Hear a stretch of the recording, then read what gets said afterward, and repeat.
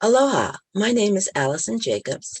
I am Vice President of the Board of this church and a facilitator of ADORE, a dialogue on race and ethnicity. Today I am summarizing the hospitality and the UUA section of the Widening the Circle of Concern report, which found that Unitarian Universalists continue to repel many of the people who would otherwise provide the resources to fuel our continued growth. Our predominantly white congregations and organizations may see themselves as welcoming. Without particular practices, they continue to mirror the kinds of harms done to people of color and other marginalized groups in our larger society. When we are inhospitable to one group, others who experience marginalization notice, and our sacred spaces become unwelcoming for them as well. Once equitable practices are introduced, people can feel welcome more quickly. Engagement with a more diverse Unitarian Universalism does not need to mean marginalization for those who are older, white identified, and economically secure. It does mean the willingness to question assumptions, learn a more inclusive version of history, and adapt new practices.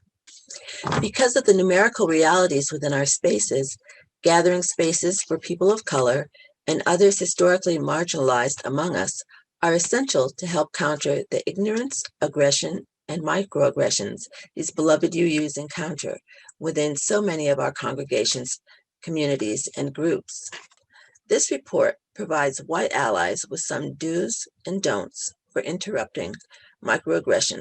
We are fortunate that our 8th Principal Task Force has been developing training for our congregation on how to disrupt microaggressions. New structures to provide leadership education to UU leaders are needed and should include multicultural hospitality practices as foundational.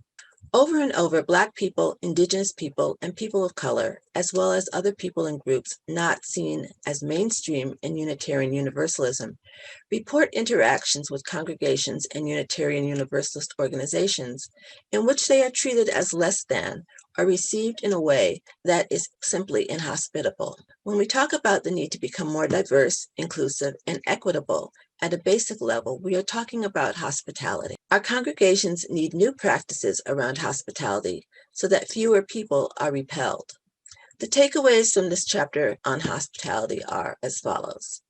Most Unitarian Universalist congregations and organizations need ongoing intention, education, and structural change to be hospitable to all. Identity-based groups could provide those from marginalized groups with needed support while longer-term cultural change is happening. We are in the process of forming a People of Color caucus here at Fuchs. The defunding of our national youth and young adult programs has hindered our anti-oppressive efforts, and redress is necessary. Congregations committed to equity, inclusion, and diversity should demonstrate this through funding of travel and scholarships for Black people, Indigenous people, people of color, LGBTQIA+ people, disabled and poor people, as well as for youth and young adults as a regular part of annual budgets. Thank you.